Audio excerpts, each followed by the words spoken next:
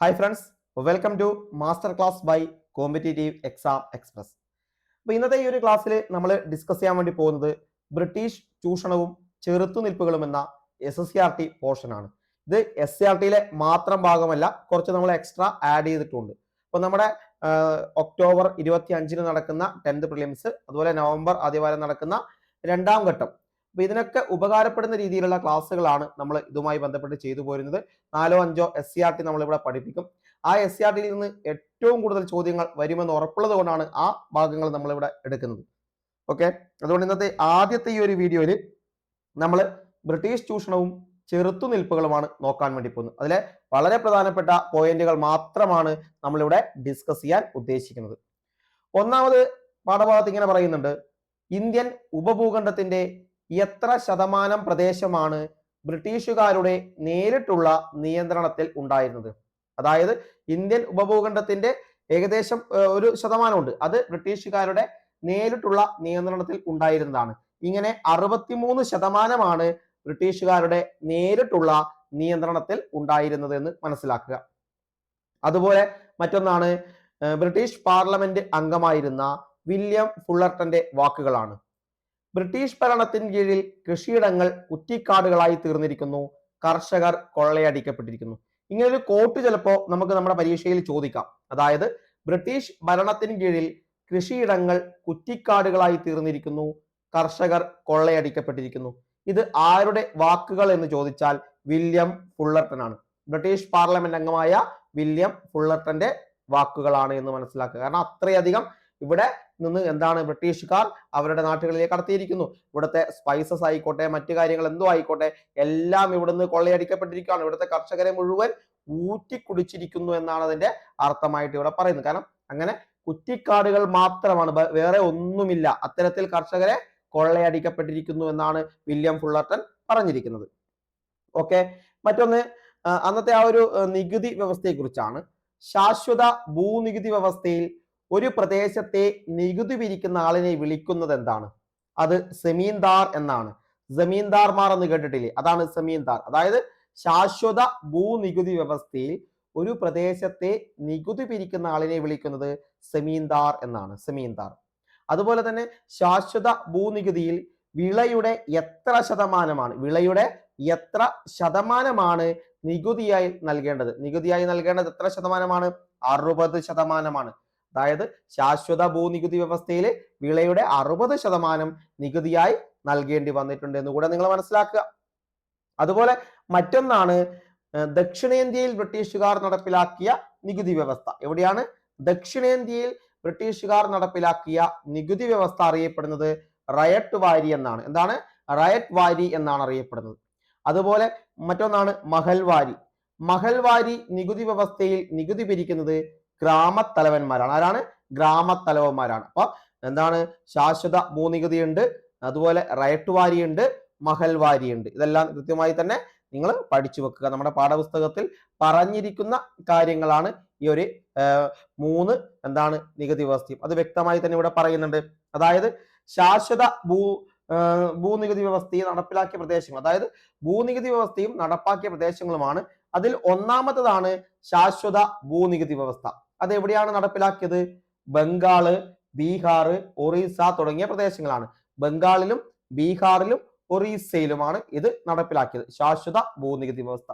എന്നാൽ റയട്ട് വാരിയിലേക്ക് വരുമ്പോഴോ അത് ദക്ഷിണേന്ത്യൻ പ്രദേശങ്ങളിലാണ് നടപ്പിലാക്കിയത്.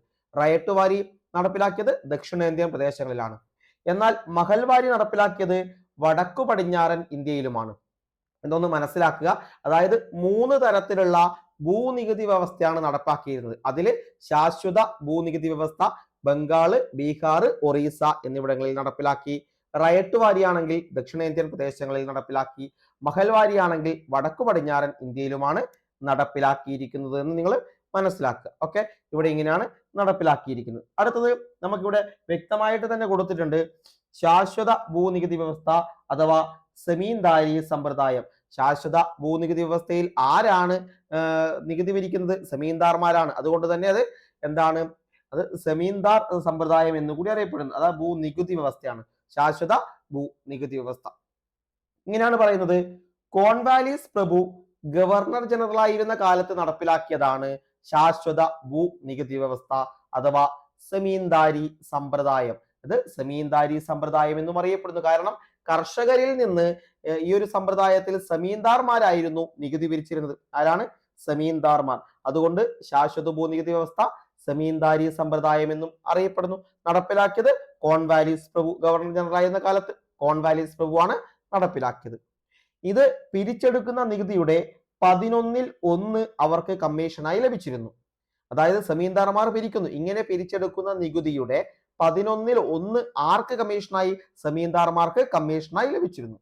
ശാശ്വത ഭൂനികുതി വ്യവസ്ഥ രൂപപ്പെടുത്തുന്നതിൽ പ്രധാന പങ്ക് വഹിച്ച ഉദ്യോഗസ്ഥൻ ചോദിച്ചാൽ ജോൺ ഷോർ ആണ്. John shore.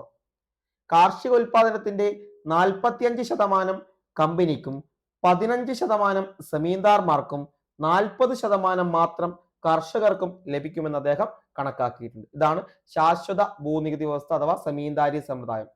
അപ്പോൾ സെമീന്ദാരി സമ്പ്രദായം എന്താണെന്ന് ചോദിച്ചാൽ ശാശ്വത ഭൂനികുതി വ്യവസ്ഥ അറിയപ്പെടുന്ന മറ്റൊരു പേരാണ്. നടപ്പിലാക്കിയത് കോൺവാലിസ് പ്രഭുവാണ് എന്ന് മനസ്സിലാക്കുക. ഇത് പിരിക്കുന്നത് സെമീന്ദാർമാരാണ് എന്നുകൂടെ ഇവിടെ നിങ്ങൾ മനസ്സിലാക്കുക. ഓക്കെ, ഈ ഒരു കാര്യം നിങ്ങൾ മനസ്സിലാക്കിയെന്ന് വിചാരിക്കുകയാണ്. അടുത്തത് നമ്മൾ പറയുന്നത് ഇങ്ങനെയാണ്. മറ്റൊരു വാക്കുകളാണ്. ഇന്ത്യൻ കർഷകരുടെ രക്തം പുരളാതെ, ഇന്ത്യൻ കർഷകരുടെ രക്തം പുരളാതെ ഒരു നുള്ള് നീലം പോലും യൂറോപ്യൻ കമ്പോളത്തിലെത്തിയിട്ടില്ല. ഇന്ത്യൻ കർഷകരുടെ രക്തം പുരളാതെ ഒരു നുള്ള് നീലം പോലും എന്താണ്? യൂറോപ്യൻ കമ്പോളത്തിലെത്തിയിട്ടില്ല എന്ന് പറഞ്ഞത് DG ടെണ്ടുൽക്കർ ആണ്. ആരാണ്? DG ടെണ്ടുൽക്കർ. കാരണം അത്രയധികം എന്താണ് കർഷകരുടെ രക്തം ഊറ്റിക്കുടിച്ച ഒന്നായിട്ടാണ് ഈ ഒരു DG ടെണ്ടുൽക്കർ ഈ ഒരു കാര്യത്തെ കുറിച്ച് പറയുന്നത്. അതായത് ഇന്ത്യൻ കർഷകരുടെ രക്തം പുരളാതെ ഒരു നുള്ളു നീലം പോലും യൂറോപ്യൻ കമ്പോളത്തിലേക്ക് എത്തിയിട്ടില്ല എന്ന് പറഞ്ഞത് DG ടെണ്ടുൽക്കർ ആണ്. ഓക്കെ, അതുപോലെ മറ്റൊന്ന്, ചൂഷണത്തെ തുടർന്ന് ബംഗാളിൽ കർഷകർ നീലം ഫാക്ടറികൾ ആക്രമിച്ച വർഷം ചോദിച്ചാൽ 1859 ആണ്. 1859 കനത്ത ചൂഷണത്തെ തുടർന്ന് ബംഗാളിൽ എന്ത് ചെയ്തു? കർഷകർ നീലം ഫാക്ടറികൾ ആക്രമിച്ചു. കാരണം അത്രയധികം എന്താണ് അവരെ ദ്രോഹിച്ചിട്ടുണ്ട്. ആ ദ്രോഹം ഒരു പരിധി കഴിഞ്ഞപ്പോൾ അവരെന്ത് ചെയ്തു? പ്രതികരിക്കാൻ തുടങ്ങി. അങ്ങനെ പ്രതികരണം ബംഗാളിൽ തുടങ്ങി. ബംഗാളിലെ കർഷകർ എന്ത് ചെയ്തു? നീലം ഫാക്ടറികൾ ആക്രമിച്ചു. 1859 നീലം ഫാക്ടറികൾ ആക്രമിച്ചത്. ഓക്കെ, ആ ഒരു കാര്യം അവിടെ മനസ്സിലാക്കുക. മറ്റൊന്ന്, മലബാറിലും ആ സമയത്ത് കലാപങ്ങൾ ഉണ്ടായിരുന്നു. മലബാറിൽ പല രീതിയിലുള്ള കലാപങ്ങൾ ആ ഒരു സമയത്ത് ഉയർന്നു വന്നു. ഇങ്ങനെ മലബാറിലെ കലാപങ്ങളെ അടിച്ചമർത്താൻ രൂപീകരിച്ച ഒരു പോലീസ് സേനയാണ് MSP എന്ന് നമ്മൾ പറയുന്ന Malabar special police. Malabar special police, MSP commandos അല്ലെങ്കിൽ MSP എന്ന് നമ്മൾ പറയുന്നില്ലേ, അത് മലബാർ കലാപങ്ങളെ അടിച്ചമർത്താൻ വേണ്ടി രൂപീകരിച്ച ഒരു പോലീസ് സേനയാണ്. മലബാർ സ്പെഷ്യൽ പോലീസ് ആണ് എന്ന് നിങ്ങൾ മനസ്സിലാക്കുക. Malabar special police. ഓക്കെ, ഇനി മലബാർ കലാപ സമയത്ത് കലാപകാരികൾ കൊലപ്പെടുത്തിയ കോഴിക്കോട് ജില്ലാ മജിസ്ട്രേറ്റ് ആരാണ്? അത് കനോലി പ്രഭുവാണ്. കനോലി പ്രഭു. മലബാർ കലാപം ശക്തമായ രീതിയിൽ കൊടുമ്പിരി കൊണ്ടു എന്ന് പറഞ്ഞു. അങ്ങനെ ഈ മലബാർ കലാപ സമയത്ത് കലാപകാരികൾ കൊലപ്പെടുത്തിയ കോഴിക്കോട് ജില്ലാ മജിസ്ട്രേറ്റിന്റെ പേര് ചോദിച്ചാൽ അത് കനോലി പ്രഭുവാണ്. കനോലി പ്രഭു. മറ്റൊന്ന്, ബംഗാള്, ജാർഖണ്ഡ്, ബീഹാർ. ബംഗാള്, ജാർഖണ്ഡ്, ബീഹാർ സംസ്ഥാനങ്ങളിലായി പരന്നു കിടക്കുന്ന ഏത് കുന്നിന്റെ താഴ്വരയിലാണ് ഗോത്രവംശജരായ സാന്താൾമാർ ജീവിച്ചിരുന്നത്? എവിടെയാണ്? രാജ്മഹൽ കുന്നാണ്. വളരെ പ്രധാനപ്പെട്ടതാണ്. ബംഗാളിലും ജാർഖണ്ഡിലും ബീഹാർ സംസ്ഥാനങ്ങളിലുമായിട്ട് പരന്നു കിടക്കുന്ന ഒരു കുന്നാണ് രാജ്മഹൽ കുന്നുകൾ എന്ന് പറയുന്നത്. രാജ്മഹൽ കുന്നപ്പോ 3 സംസ്ഥാനങ്ങളിലാണ്, ബംഗാളിലും ജാർഖണ്ഡിലും ബീഹാറിലും. അവിടെ വസിച്ചിരുന്ന ഗോത്രവംശജരാണ് സാന്താൾമാർ എന്നറിയപ്പെടുന്നത്. ആരാണ്? സാന്താൾമാർ. ഇങ്ങനെ ഒരു സാന്താൾ കലാപം നടന്നിട്ടുണ്ട്. സാന്താൾ കലാപം നടന്ന വർഷമാണ് 1855. സാന്താൾ കലാപം നടന്ന വർഷം 1855. ഗോത്ര കലാപമാണ് സാന്താൾ കലാപം എന്ന് പറയുന്നത്. ഈ സാന്താൾ കലാപത്തിന് നേതൃത്വം കൊടുത്ത വ്യക്തികളാണ് ആരാണ്? സാന്താൾ കലാപത്തിന് നേതൃത്വം കൊടുത്തത് സിദ്ധുവും കാനുവുമാണ്. സിദ്ധുവും കാനുവുമാണ് സാന്താൾ കലാപത്തിന് നേതൃത്വം കൊടുത്തിരിക്കുന്നത്. അപ്പോൾ സാന്താൾ കലാപം 1855 എന്ന് മനസ്സിലാക്കുക. എവിടെയാ? രാജ്മഹൽ കുന്നുകളിലാണ്. അതുപോലെ തന്നെ വയനാട്ടിലെ ഗോത്ര ജനതയായ കുറിച്യരും കുറുമ്പരും ബ്രിട്ടീഷുകാർക്കെതിരെ കലാപം നടത്തിയ വർഷം ചോദിച്ചാൽ 1812. 1812 വയനാട്ടിലെ ഗോത്ര ജനതയായ കുറിച്യരും കുറുമ്പരും ബ്രിട്ടീഷുകാർക്കെതിരെ കലാപം നടത്തുന്നത്. ഈ ഒരു കലാപം കുറിച്യ കലാപം എന്നാണ് അറിയപ്പെടുന്നത്. ഏതാണ്? കുറിച്യ കലാപം എന്നാണ് അറിയപ്പെടുന്നത്. ഈ കുറിച്യ കലാപത്തിന് നേതൃത്വം നൽകിയ വ്യക്തിയാണ് രാമൻ നമ്പി അല്ലെങ്കിൽ രാമനമ്പി. എന്താണ്? രാമനമ്പി എന്നുകൂടി അറിയപ്പെടുന്നുണ്ട്. രാമൻ നമ്പി എന്നും രാമനമ്പി എന്നും അറിയപ്പെടുന്നുണ്ട്. അപ്പൊ കുറിച്യ കലാപം എന്ന് പറയുന്നത് വയനാട്ടിലെ ഗോത്ര ജനതയായ കുറിച്യരും കുറുമ്പരും ബ്രിട്ടീഷുകാർക്കെതിരെ നടത്തിയ കലാപമാണ് എന്താണ് കുറിച്യ കലാപം എന്ന് പറയുന്നത്. ഇത് 1812 നേതൃത്വം നൽകിയത് രാമൻ നമ്പി അല്ലെങ്കിൽ രാമനമ്പി. ഓക്കെ, രാമനമ്പി. ഈ കുറിച്യ കലാപ സമയത്ത് തലശ്ശേരിയിലെ സബ് കളക്ടർ ആയിരുന്നു ആര്? TH ബേബർ. ആരാണ്? TH ബേബർ. കുറിച്യ കലാപ സമയത്ത് തലശ്ശേരിയിലെ സബ് കളക്ടർ TH ബേബർ ആയിരുന്നു. അദ്ദേഹം ഇങ്ങനെ ഈ കലാപത്തെ കുറിച്ച് ഒരു പ്രതികരണം നടത്തിയിട്ടുണ്ട്. വളരെ പ്രധാനപ്പെട്ട ഒരു പ്രതികരണമാണ്. അത് ഇങ്ങനെയാണ് നടത്തിയത്: ഒരു മാസം കൂടി പിടിച്ചു നിൽക്കാൻ കലാപകാരികൾക്ക് കഴിയുമായിരുന്നെങ്കിൽ രാജ്യം അവരുടെ നിയന്ത്രണത്തിലായേനെ എന്നാണ്. അതായത് കുറിച്യ കലാപത്തെ കുറിച്ച് തലശ്ശേരി സബ് കളക്ടർ ആയിരുന്ന TH ബേബർ നടത്തിയ ഒരു പ്രതികരണം ഇങ്ങനെയായിരുന്നു: ഒരു മാസം കൂടി പിടിച്ചു നിൽക്കാൻ കലാപകാരികൾക്ക് കഴിയുമായിരുന്നെങ്കിൽ രാജ്യം അവരുടെ നിയന്ത്രണത്തിലായേനെ എന്നാണ് TH ബേബർ പറഞ്ഞത്. കാരണം അത്രയധികം ശക്തമായ രീതിയിലാണ് അവര് പ്രതികരണം നടത്തിയിരുന്നത്. അവരുടെ ആ ഒരു കലാപം അത്രയും മികച്ച രീതിയിലാണ്. അവർക്ക് എന്താണ് അത്യാധുനിക ആയുധങ്ങളോ കാര്യങ്ങളോ ഒന്നും ഇല്ലാതിരുന്നത് കൊണ്ടാണ്. അങ്ങനെ വല്ലതുകൂടി അവരുടെ കൂടെ ഉണ്ടായിരുന്നെങ്കിൽ, കുറച്ച് ആളുകൾ കൂടി അവരുടെ കൂടെ നിന്നിരുന്നെങ്കിൽ എന്താണ് ഇത് നേരെ മറിച്ചായേനെ എന്നാണ് അദ്ദേഹം പറയുന്നത്. അതായത് ഒരു മാസം ഒന്നുമില്ലെങ്കിൽ കൂടി ഒരു മാസം പിടിച്ചു നിൽക്കാൻ അവർക്ക് കഴിഞ്ഞിരുന്നെങ്കിൽ രാജ്യം തന്നെ ഇവരുടെ നിയന്ത്രണത്തിലായേനെ എന്ന് TH ബേബർ പറയുന്നുണ്ട്. വളരെ ഇമ്പോർട്ടന്റ് ആയിട്ടുള്ള പോയിന്റ് ആണ്. ഇതൊക്കെ നമ്മുടെ പരീക്ഷയിൽ ഒരുപാട് തവണ കടന്നു വന്ന ഒന്നാണ്. ഒരുപാട് തവണ കടന്നു വന്നിട്ടുണ്ട്. ഓക്കെ, അത് വളരെ വളരെ ഇമ്പോർട്ടന്റ് ആണ്. ഓക്കെ, നമുക്ക് വിശദമായ മറ്റു പോയിന്റുകൾ കൂടി ഇതിന്റെ കൂടെ നോക്കാം. നമ്മുടെ SCRT ഇല്ലാത്ത പോയിന്റുകൾ കൂടി. ഇപ്പൊ കുറിച്യ കലാപം നടന്ന വർഷം നമുക്കറിയാം 1812 അതുപോലെ എപ്പോഴും പരീക്ഷയിൽ ചോദിക്കുന്ന ഒരു ചോദ്യം എങ്ങനെയാണ്? ദക്ഷിണേന്ത്യയിൽ നടന്ന ഏക ഗിരിവർഗ കലാപം ഏതാണ്?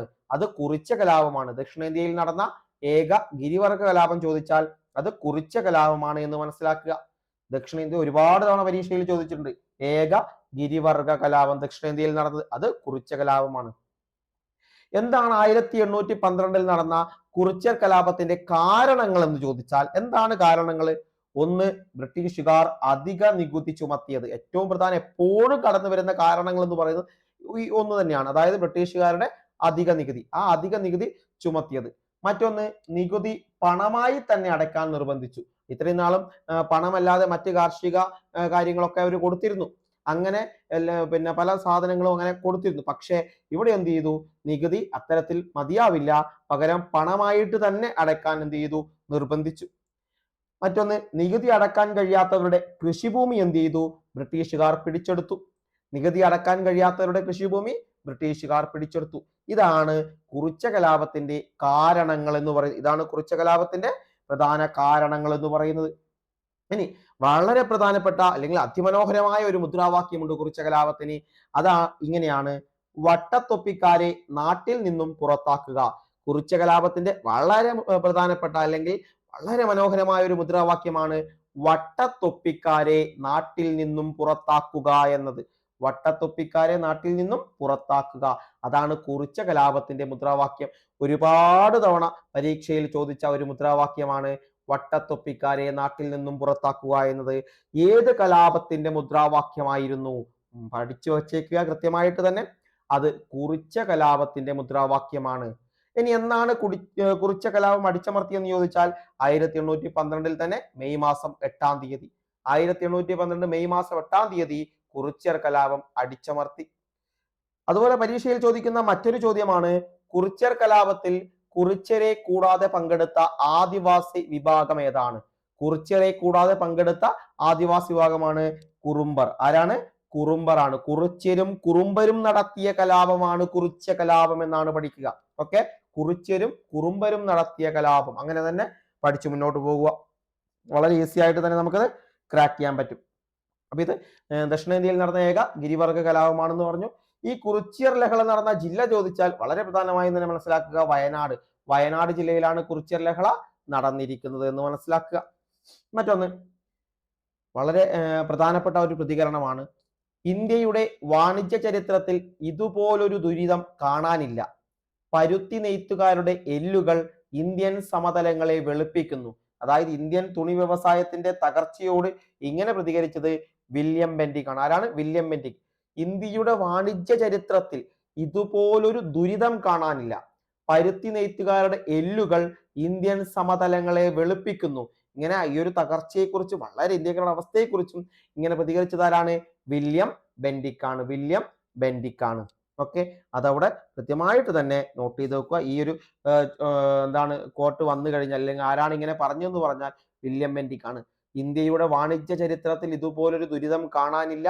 പരുത്തി നെയ്ത്തുകാരുടെ എല്ലുകൾ ഇന്ത്യൻ സമതലങ്ങളെ വെളുപ്പിക്കുന്നു. വില്യം ബെന്റിക് ആണ് എന്ന് മനസ്സിലാക്കി വെച്ചേക്കുക. വില്യം ബെന്റിക് ആണ്. വളരെ പ്രധാനപ്പെട്ട ഒരു ഏരിയയിലേക്ക് പോവുകയാണ്. ഒന്നാം സ്വാതന്ത്ര്യ സമരം. ഇവിടെ നമ്മുടെ SCRT കൃത്യമായി പറയുന്നുണ്ട്, ഒന്നാം സ്വാതന്ത്ര്യ സമരത്തിന് കാരണമായി തീർന്ന തോക്കിന്റെ പേര് ചോദിച്ചാൽ അത് എൻഫീൽഡ് തോക്കുകളാണ്. അത് എൻഫീൽഡ് തോക്കുകൾ. ഒന്നാം സ്വാതന്ത്ര്യ സമരത്തിന് കാരണമായി തീർന്ന തോക്കുകൾ ചോദിച്ചാൽ എൻഫീൽഡ് തോക്കുകളാണ്. എൻഫീൽഡ് തോക്കുകൾ. ഒന്നാം സ്വാതന്ത്ര്യ സമരത്തെ കുറിച്ച് വളരെ നമുക്ക് ഈ ഒരു ചാപ്റ്ററിൽ പറയുന്നുണ്ട്. കുറച്ച് കാര്യങ്ങൾ നമുക്ക് എക്സ്ട്രാ പോയിന്റ് കൂടെ ചേർത്ത് ഇത് പഠിക്കാം. ഓക്കെ, ഒന്നാം സ്വാതന്ത്ര്യ സമരത്തിലെ ആദ്യത്തെ രക്തസാക്ഷി ചോദിച്ചാൽ ആരാണ്? മംഗൾ പാണ്ഡെ. ആദ്യത്തെ രക്തസാക്ഷി മംഗൾ പാണ്ഡെ. കൃത്യമായി പാഠപുസ്തകത്തിൽ അത് പറയുന്നുണ്ട്. അപ്പൊ ഒന്നാം സ്വാതന്ത്ര്യ സമരത്തിലെ ആദ്യ രക്തസാക്ഷിയായത് മംഗൾ പാണ്ഡെയാണ്. ഈ മംഗൾ പാണ്ഡെ ഏതു പ്രദേശത്തെ സൈനികനായിരുന്നു എന്ന് ചോദിച്ചാൽ ബാരക്പൂരിലെ, ബംഗാളിലെ ബാരക്പൂരിലെ സൈനികനായിരുന്നു മംഗൾ പാണ്ഡെ.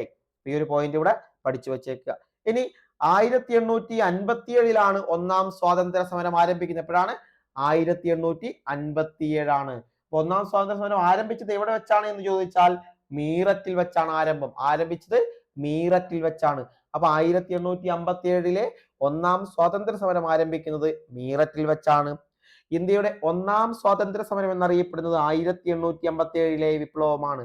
1857 വിപ്ലവം ഇന്ത്യയുടെ ഒന്നാം സ്വാതന്ത്ര്യ സമരം എന്നാണ് അറിയപ്പെടുന്നത്. വളരെ ഇമ്പോർട്ടന്റ് ആയിട്ട് തന്നെ പഠിച്ചു വെച്ചേക്കണേ. ഒരുപാട് തവണ നിങ്ങൾ പഠിച്ചതായിരിക്കാം, പക്ഷേ ചില കാര്യങ്ങൾ മറന്നു പോകാനും സാധ്യത. അതുകൊണ്ട് വീണ്ടും എന്ത് ചെയ്യുക?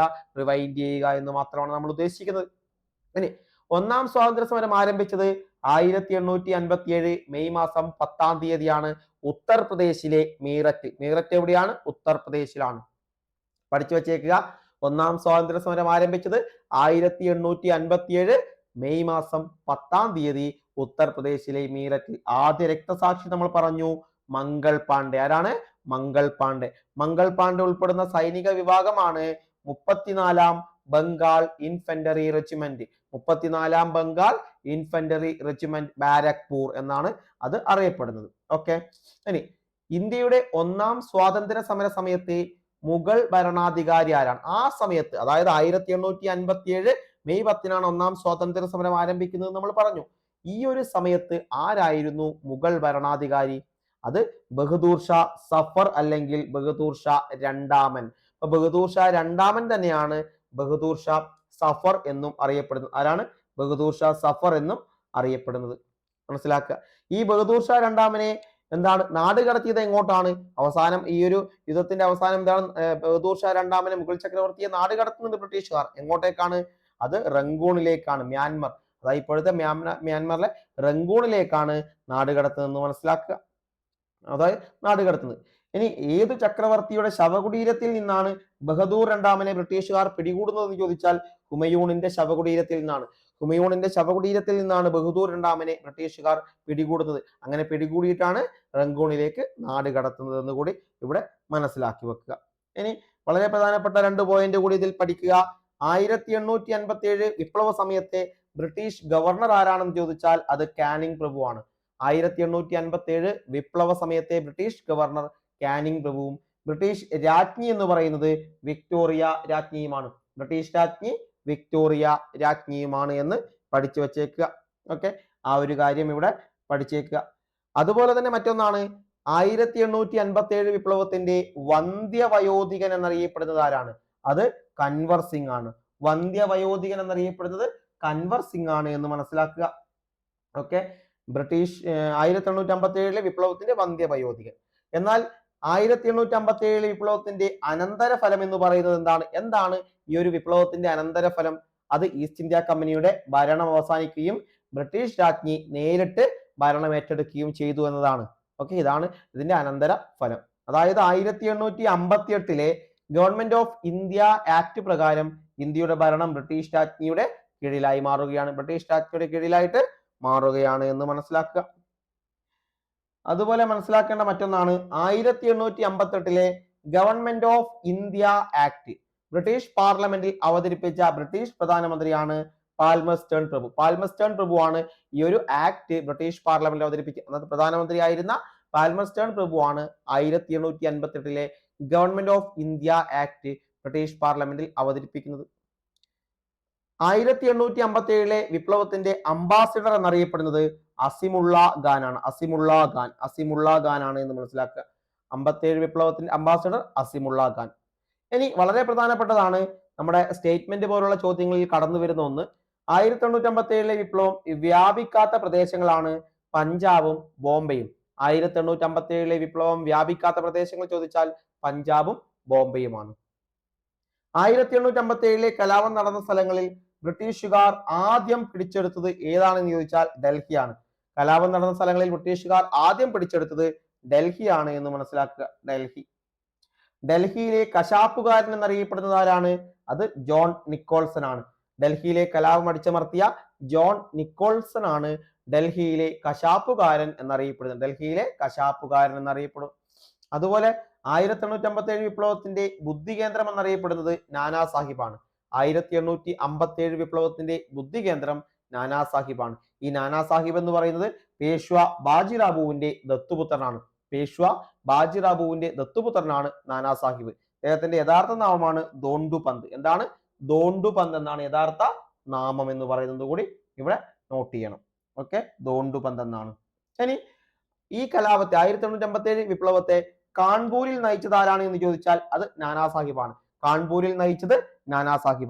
അപ്പൊ കലാപശേഷം നേപ്പാളിലേക്ക് കടന്നു കളിയായിരുന്നു നാനാ സാഹിബ് ചെയ്തത്. 1857 കലാപശേഷം നേപ്പാളിലേക്ക് കടന്നത് നാനാ സാഹിബാണ്. നാനാ സാഹിബിന്റെ പട്ടാള മേധാവിയാണ് താന്തിയ തോപ്പി. നാനാ സാഹിബിന്റെ പട്ടാള മേധാവി അറിയപ്പെടുന്നത് താന്തിയ തോപ്പി എന്നാണ്. ഈ താന്തിയ തോപ്പിയുടെ യഥാർത്ഥ നാമം ചോദിച്ചാൽ രാമചന്ദ്ര പാണ്ഡുരംഗ എന്നാണ് എന്ന് മനസ്സിലാക്കുക.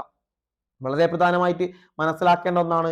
ഒന്നാം സ്വാതന്ത്ര്യ സമരത്തിൽ ഗോറില്ല യുദ്ധമുറ ഉപയോഗിച്ച വിപ്ലവകാരിയാണ് താന്തിയ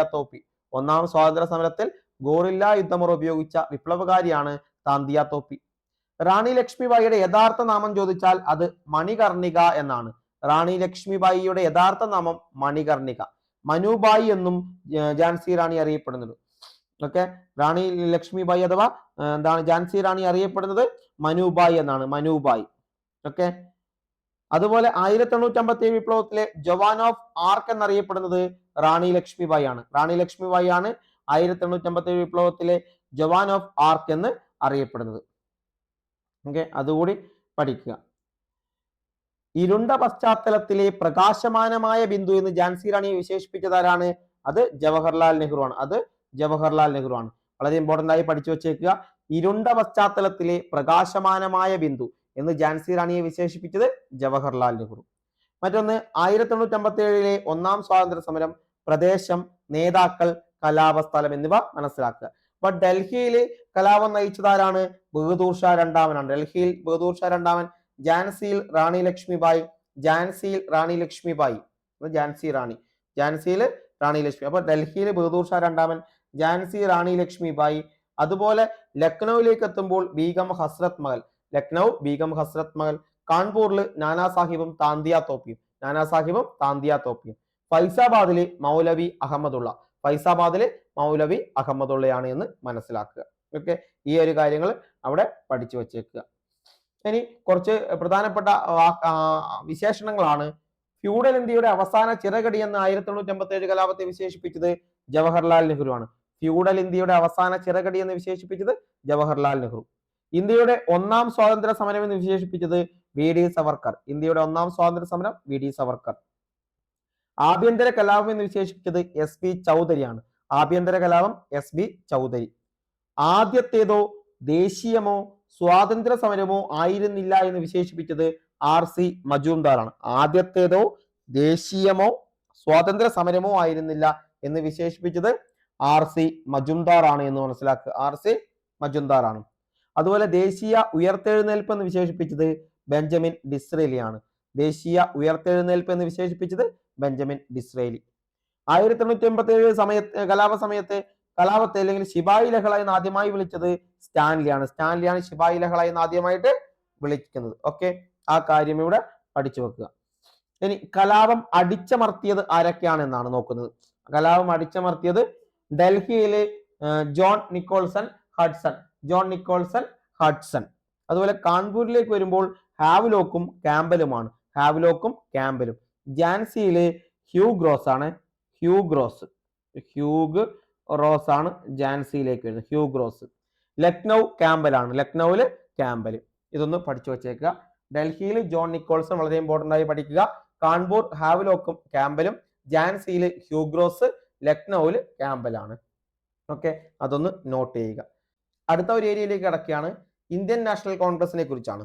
ഇന്ത്യൻ നാഷണൽ കോൺഗ്രസ് രൂപീകരിച്ച വർഷം ചോദിച്ചാൽ 1885 December 28 1885 Indian national Congress INC രൂപീകരിക്കുന്നത്. രൂപീകരണ വേളയിൽ പങ്കെടുത്ത അംഗങ്ങൾ 72 അംഗങ്ങൾ പങ്കെടുത്തു. സ്ഥാപകൻ ചോദിച്ചാൽ AO ഹ്യൂമാണ്. കൂടെ ദാദാഭായ് നവറോജിയും ഡിൻഷോ അഡൽജി വാച്ചിയും ഉണ്ട്. ഓക്കെ, AO ഹ്യൂമാണ് പ്രധാനമായും നമുക്ക് സ്ഥാപകൻ എന്ന് പറയുന്നത്. ഇന്ത്യൻ നാഷണൽ കോൺഗ്രസിന്റെ പിതാവ് എന്നറിയപ്പെടുന്നത് AO ഹ്യൂമാണ്. ഇന്ത്യൻ നാഷണൽ കോൺഗ്രസിന്റെ പിതാവ് എന്നറിയപ്പെടുന്നത് AO ഹ്യൂമാണ്. അതുപോലെ ഇന്ത്യൻ നാഷണൽ കോൺഗ്രസിന്റെ 2 മുൻഗാമികൾ ആരൊക്കെയാണെന്ന് ചോദിച്ചാൽ, ഒന്ന് Indian National Union 1884 AO Hume സ്ഥാപിച്ചത്. അതുപോലെ ഇന്ത്യൻ നാഷണൽ കോൺഫറൻസ് സുരേന്ദ്രനാഥ് ബാനർജിയും ആനന്ദ മോഹൻ ബോസും കൂടി ചേർന്ന് രൂപീകരിച്ച ഇന്ത്യൻ നാഷണൽ കോൺഫറൻസ്. ഇത് രണ്ടും യോജിച്ചാണ് ഇന്ത്യൻ നാഷണൽ കോൺഗ്രസ് ആവുന്നത്. ഇന്ത്യൻ നാഷണൽ യൂണിയനും ഇന്ത്യൻ നാഷണൽ കോൺഫറൻസും കൂടി യോജിച്ചാണ് ഇന്ത്യൻ നാഷണൽ കോൺഗ്രസ് എന്ന് പറയുന്ന ഒരു സംഘടന 1885 രൂപം കൊള്ളുന്നത്. മനസ്സിലാക്കുക. ഇനി INCയുടെ രൂപീകരണവുമായി ബന്ധപ്പെട്ട സിദ്ധാന്തം ഏതാണെന്ന് ചോദിച്ചാൽ സുരക്ഷാ വാൽവ് സിദ്ധാന്തമാണ്.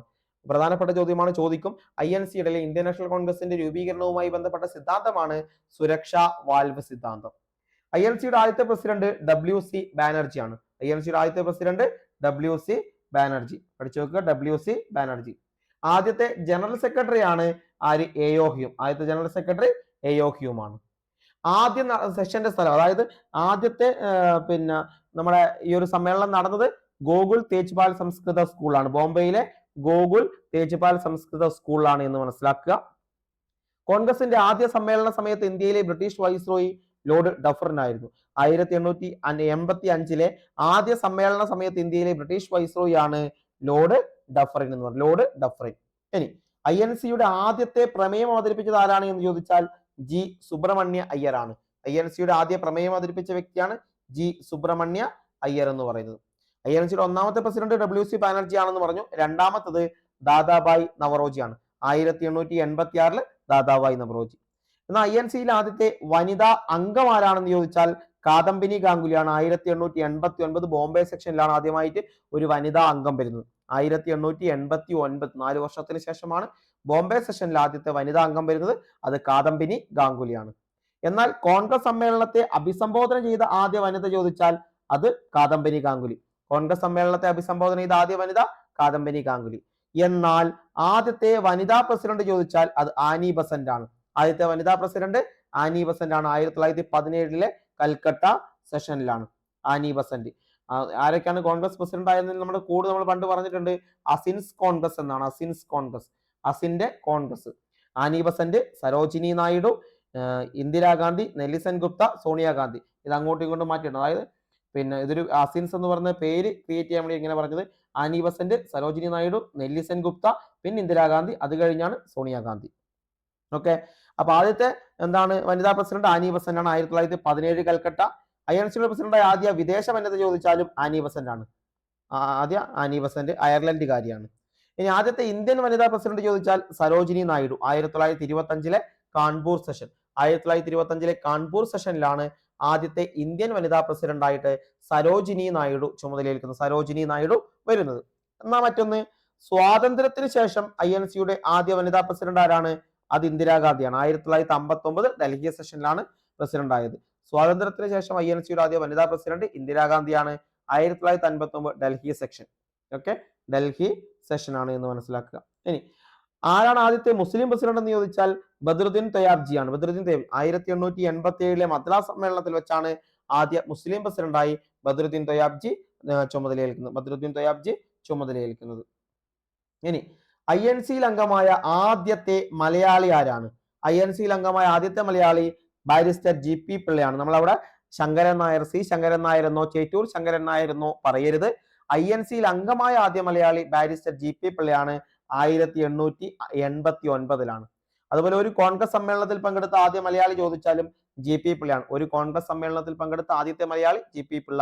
തിരുവിതാംകൂറിൽ നിന്ന് കോൺഗ്രസ് സമ്മേളനത്തിൽ പങ്കെടുത്ത ആദ്യ വ്യക്തിയും GP പിള്ള തന്നെ. ഓക്കെ, എന്നാൽ ഇന്ത്യൻ നാഷണൽ കോൺഗ്രസിന്റെ ആദ്യത്തെ മലയാളിയായ പ്രസിഡന്റ് ചോദിച്ചാൽ അത് ചേറ്റൂർ ശങ്കരൻ നായരാണ്. ഇന്ത്യൻ നാഷണൽ കോൺഗ്രസിന്റെ ആദ്യത്തെ മലയാളി പ്രസിഡന്റ് ചോദിച്ചാൽ ചേറ്റൂർ ശങ്കരൻ നായരാണ്. 1897 അമരാവതി സെക്ഷനിലാണ് അദ്ദേഹം ചുമതലയേറ്റിരിക്കുന്നത്. അപ്പൊ ഗാന്ധി ആൻഡ് അനാർക്കി എന്ന് പറയുന്ന അദ്ദേഹത്തിന്റെ പ്രധാനപ്പെട്ട ബുക്കാണ് എന്ന് കൂടെ മനസ്സിലാക്കുക. ഓക്കെ, ഇനി INCയുടെ ആദ്യത്തെ തെരഞ്ഞെടുക്കപ്പെട്ട പ്രസിഡന്റ് ആരാണെന്ന് ചോദിച്ചാൽ അത് സുഭാഷ് ചന്ദ്രബോസ് ആണ്. 1939 ത്രിപുരി സെക്ഷനിൽ വെച്ചിട്ടാണ്. INCയുടെ ആദ്യത്തെ തെരഞ്ഞെടുക്കപ്പെട്ട പ്രസിഡന്റ് ആണ് സുഭാഷ് ചന്ദ്രബോസ്. 1939 ത്രിപുരി സെക്ഷൻ. ഓക്കെ, ഇത്രയുമാണ് നമുക്ക് INCയുമായി ബന്ധപ്പെട്ട് വളരെ പ്രധാനമായി നമുക്ക് എന്താണ് കാര്യങ്ങൾ ഇതിൽ അവതരിപ്പിച്ചിരിക്കുന്നത്. മറ്റൊന്ന്, ഇന്ത്യയുടെ ദാരിദ്ര്യത്തിന്റെയും പട്ടിണിയുടെയും കാര്യങ്ങൾ വിശദീകരിക്കുന്ന ചോർച്ചാ സിദ്ധാന്തം ദാദാഭായ് നവറോജി ഏത് പുസ്തകത്തിലാണ് അവതരിപ്പിച്ചത്? അപ്പൊ ചോർച്ചാ സിദ്ധാന്തം എന്ന് പറയുന്നത് ആരാണ് അവതരിപ്പിച്ചത്? അത് ദാദാഭായ് നവറോജിയാണ്. എന്താണ്? ഇന്ത്യയുടെ ദാരിദ്ര്യത്തിന്റെയും പട്ടിണിയുടെയും കാര്യങ്ങൾ വിശദീകരിക്കുന്ന ഒരു പുസ്തകം എന്താണ് ചോർച്ചാ സിദ്ധാന്തം എന്ന് പറയുന്നത്. അപ്പൊ ഇത് ഈ ചോർച്ചാ സിദ്ധാന്തം ദാദാഭായ് നവറോജി അവതരിപ്പിച്ചു. ഏത് പുസ്തകത്തിലാണ് എന്ന് ചോദിച്ചാൽ poverty and un-British rule in India. Poverty and un-British rule in India എന്ന് പറയുന്ന അദ്ദേഹത്തിന്റെ പുസ്തകത്തിലാണ് ചോർച്ചാ സിദ്ധാന്തത്തെ കുറിച്ച് അദ്ദേഹം അഭിപ്രായപ്പെടുന്നത്. ഓക്കെ, അത് പഠിച്ചു വെക്കുക. ചോർച്ചാ സിദ്ധാന്തം ദാദാഭായ് നവറോജി. ഇനി ഇന്ത്യൻ ദേശീയ പ്രസ്ഥാനത്തിന്റെ നഴ്സറി എന്നറിയപ്പെടുന്നത് ബംഗാളാണ്. ഈ അടുത്ത കാലത്ത് പോലും ചോദിച്ചിട്ടുണ്ട്. ഇന്ത്യൻ ദേശീയ പ്രസ്ഥാനത്തിന്റെ നഴ്സറി എന്നറിയപ്പെടുന്നത് ബംഗാളാണ്. മറ്റൊന്ന്, ബംഗാൾ വിഭജനമാണ്. ദേശീയ പ്രസ്ഥാനത്തെ ദുർബലപ്പെടുത്താൻ ലോർഡ് കഴ്സൺ ബംഗാൾ വിഭജനം നടത്തിയത് 1905 അപ്പൊ ആരാണ് എന്താണ് ബംഗാൾ വിഭജനം നടത്തുന്നത്? ലോർഡ് കഴ്സൺ ആണ്. കഴ്സൺ ആണ് വിഭജനം നടത്തുന്നത് 1905 അതുപോലെ തന്നെ ബാലഗംഗാധര തിലകിന്റെ ഒരു വാക്കുകൾ ഇവിടെ കൊടുത്തിട്ടുണ്ട്. മെച്ചപ്പെട്ട വിദേശ ഭരണത്തെക്കാൾ നല്ലത് തദ്ദേശീയരുടെ മെച്ചമില്ലാത്ത ഭരണമാണ്. ആരുടെ വാക്കുകളാണ്? ബാലഗംഗാധര തിലകിന്റെ വാക്കുകളാണ്. മെച്ചപ്പെട്ട വിദേശ ഭരണത്തെക്കാൾ നല്ലത് തദ്ദേശീയരുടെ മെച്ചമില്ലാത്ത ഭരണമാണ് എന്ന് പറഞ്ഞത് ബാലഗംഗാധര തിലകാണ്. 1905 INC സമ്മേളനം നടന്നത് ബനാറസിലാണ്. 1905 INC സമ്മേളനം നടന്നത് എവിടെയാണ് എന്ന് ചോദിച്ചാൽ ബനാറസിലാണ്. ബനാറസ്. അപ്പൊ ബംഗാൾ മുഴുവൻ വിലാപ ദിനമായി ആചരിച്ചത് ഒക്ടോബർ 16 ഒക്ടോബർ 16 ബംഗാൾ മുഴുവൻ എന്തായി ആചരിച്ചു? വിലാപ ദിനമായിട്ട് ആചരിച്ചു എന്നുകൂടെ മനസ്സിലാക്കുക. ബംഗാള് വിലാപ ദിനമായിട്ട് ആചരിച്ചിട്ടുണ്ട് എന്നുകൂടെ മനസ്സിലാക്കുക. ഇനി ഈ ബംഗാൾ വിഭജന സമയത്ത്, അതായത് ലോർഡ് കഴ്സൺ ആണ് ബംഗാൾ വിഭജനം നടത്തുന്നതെന്ന് പറഞ്ഞു. ബംഗാൾ വിഭജന സമയത്ത് INC പ്രസിഡന്റ് ആരാണ്?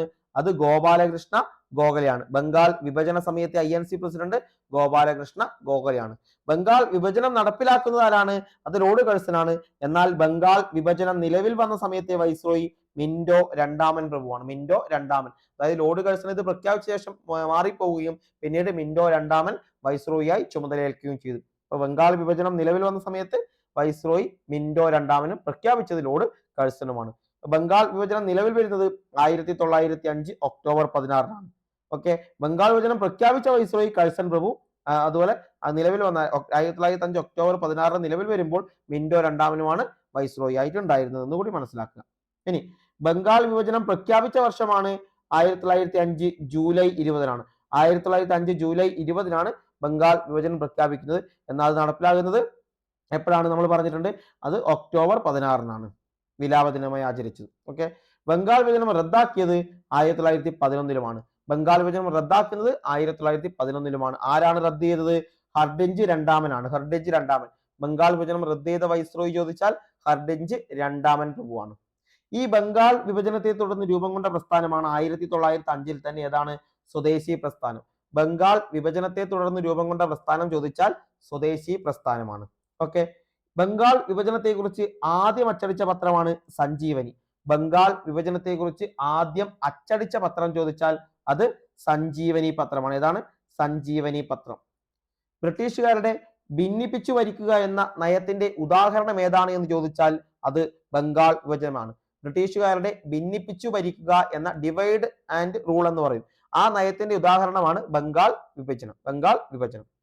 വിദേശ വസ്തുക്കളുടെ ബഹിഷ്കരണം എന്ന ആശയം ആദ്യമായി മുന്നോട്ട് വെച്ച പത്രവും സഞ്ജീവനി തന്നെയാണ്. അതായത് ബംഗാൾ വിഭജനത്തെക്കുറിച്ച് വാർത്ത ആദ്യം അച്ചടിച്ച പത്രവും വിദേശ വസ്തുക്കളുടെ ബഹിഷ്കരണം എന്ന ആശയം ആദ്യമായി മുന്നോട്ട് വെച്ച പത്രവും സഞ്ജീവനി തന്നെയാണ്. ഏതാണ്? സഞ്ജീവനി. സഞ്ജീവനി എന്ന പത്രം ആരാണ് സ്ഥാപിച്ചത് എന്ന് ചോദിച്ചാൽ അത് കൃഷ്ണകുമാർ മിത്രയാണ്. ആരാണ്? കൃഷ്ണകുമാർ മിത്രയാണ് സഞ്ജീവനി പത്രത്തിന്റെ സ്ഥാപകൻ.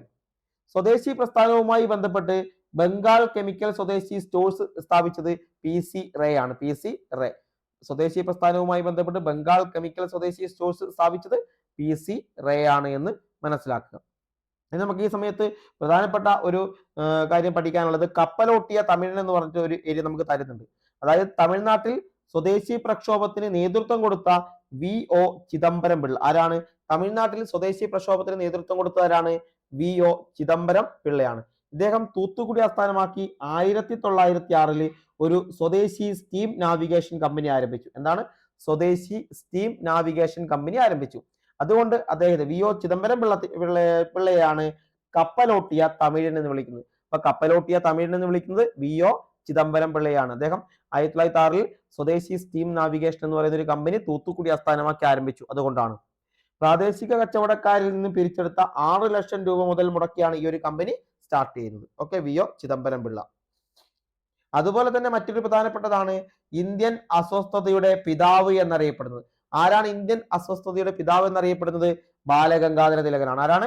ബാലഗംഗാധര തിലകൻ. ഓക്കെ, ബ്രിട്ടീഷ് പത്രപ്രവർത്തകനും ചരിത്രകാരനുമായ വാലന്റൈൻ ഷിറോൾ ആണ് ബാലഗംഗാധര തിലകനെ കുറിച്ച് ഇന്ത്യൻ അസ്വസ്ഥതയുടെ പിതാവ് എന്ന് പറയുന്ന ഒരു പുസ്തകം എഴുതുന്നത്. അതായത് ഇന്ത്യൻ അസ്വസ്ഥതയുടെ പിതാവ്, ഫാദർ ഓഫ് ഇന്ത്യൻ അൺട്രസ്റ്റ് എന്ന് ബാലഗംഗാധര തിലകനെ കുറിച്ച് ഒരു പുസ്തകം എഴുതുന്ന ആരാണ്? വാലന്റൈൻ ഷിറോൾ ആണ് എന്ന് മനസ്സിലാക്കുക. അതുപോലെ സ്വാതന്ത്ര്യം എന്റെ ജന്മാവകാശമാണ്, ഞാനത് നേടുക തന്നെ ചെയ്യും എന്ന് പ്രഖ്യാപിച്ച അത് ആരാണ്? അതും ബാലഗംഗാധര തിലകനാണ്. സ്വാതന്ത്ര്യം എന്റെ ജന്മാവകാശമാണ്, ഞാനത് നേടുക തന്നെ ചെയ്യും. ഇങ്ങനെ പറഞ്ഞത് ബാലഗംഗാധര തിലകനാണ്. ബ്രിട്ടീഷ് ഭരണത്തിന് നിരന്തരം അസ്വസ്ഥത സൃഷ്ടിച്ചു അദ്ദേഹം. അതുകൊണ്ട് ജനങ്ങൾ അദ്ദേഹത്തെ ലോകമാന്യ എന്ന് വിശേഷിപ്പിച്ചു. അപ്പൊ ലോകമാന്യ എന്നറിയപ്പെടുന്നതും ബാലഗംഗാധര തിലകനാണ്. നമുക്കൊരു ട്രെയിൻ ഉണ്ടല്ലേ, ലോകമാന്യ തിലക്. ലോകമാന്യ തിലക് എന്നാണ് നമ്മൾ അതിനെ വിശേഷിപ്പിക്കുക. അതങ്ങ് പഠിച്ചാൽ മതി. അപ്പൊ ഇദ്ദേഹത്തിന്റെ യഥാർത്ഥ നാമം കേശവ ഗംഗാധര തിലകൻ എന്നായിരുന്നു. ബാലഗംഗാധര തിലകന്റെ യഥാർത്ഥ നാമം ചോദിച്ചാൽ കേശവ ഗംഗാധര തിലകൻ എന്നായിരുന്നു. ഇന്ത്യൻ അരാജകത്വത്തിന്റെ പിതാവ് എന്നാണ് ഇദ്ദേഹം അറിയപ്പെടുന്നത്. ഇന്ത്യൻ അരാജകത്വത്തിന്റെ പിതാവ് എന്നറിയപ്പെടുന്നു. ഇന്ത്യൻ അരാജകത്വത്തിന്റെ പിതാവ് എന്നറിയപ്പെടുന്നു. അതുപോലെ ലോകമാന്യ എന്ന് വിളിക്കപ്പെടുന്നു. എന്താണ്? ലോകമാന്യ എന്ന് വിളിക്കപ്പെടുന്നു. ബാലഗംഗാധര തിലകന്റെ പ്രസിദ്ധമായ മുദ്രാവാക്യമാണ് നമ്മൾ പറഞ്ഞത്, സ്വരാജ്യം അല്ലെങ്കിൽ സ്വാതന്ത്ര്യം എന്റെ ജന്മാവകാശമാണ്, ഞാനത് നേടുക തന്നെ ചെയ്യും. ഞാനത് നേടുക തന്നെ ചെയ്യുമെന്ന് പറഞ്ഞു. അതുപോലെ 1885 അദ്ദേഹം ഡക്കാൻ എഡ്യൂക്കേഷൻ സൊസൈറ്റി സ്ഥാപിക്കുന്നുണ്ട്. 1885 ഡക്കാൻ എഡ്യൂക്കേഷൻ സൊസൈറ്റി സ്ഥാപിച്ചു. 1890 INCയുടെ പ്രസിഡന്റായി തെരഞ്ഞെടുക്കപ്പെട്ടു. 1890 INCയുടെ പ്രസിഡന്റായി തെരഞ്ഞെടുക്കപ്പെട്ടു. കോൺഗ്രസിലെ തീവ്രവാദി നേതാവായിട്ടാണ് ഇദ്ദേഹം അറിയപ്പെടുന്നത്. കോൺഗ്രസിലെ തീവ്രവാദി നേതാവായി അറിയപ്പെടുന്നു. അതുപോലെ കോൺഗ്രസിന്റെ വാർഷിക സമ്മേളനത്തെ അവധിക്കാല വിനോദ പരിപാടി എന്ന് കളിയാക്കി വിളിച്ചതും ആരാണ്? ബാലഗംഗാധര തിലകനാണ്.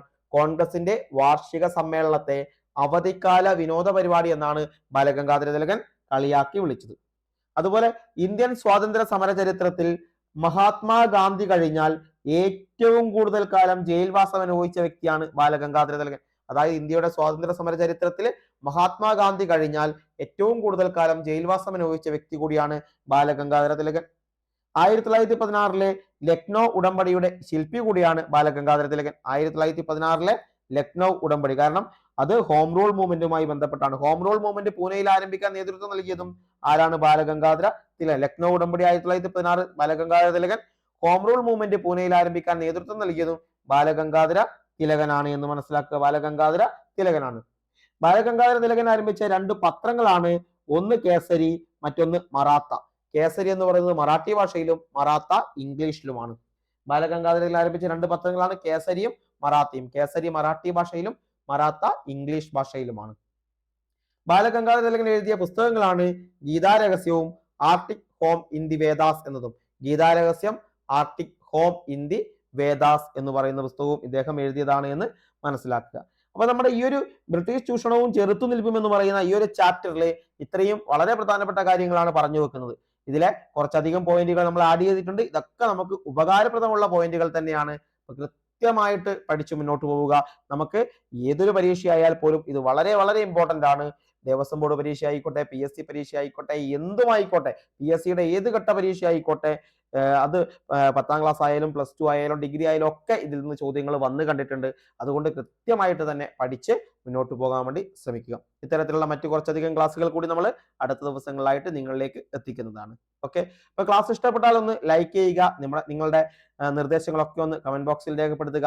അതുപോലെ നിങ്ങളുടെ സുഹൃത്തുക്കളൊക്കെ പരീക്ഷകൾ എഴുതുന്നവരാണെങ്കിൽ ഇതൊന്നും അവർക്ക് ഷെയർ ചെയ്ത് കൊടുക്കുക. അപ്പോൾ ചാനൽ സബ്സ്ക്രൈബ് ചെയ്തിട്ടില്ലെങ്കിൽ തീർച്ചയായും സബ്സ്ക്രൈബ് ചെയ്ത് കൂടെ കൂടുക. കൃത്യമായ സ്റ്റഡി കാര്യങ്ങളൊക്കെ നിങ്ങളിലേക്ക് എത്താൻ വേണ്ടി പോവുകയാണ്. ഓക്കെ, മറ്റൊരു നല്ല വീഡിയോയുമായി നമുക്ക് വീണ്ടും കാണാം. ബൈ.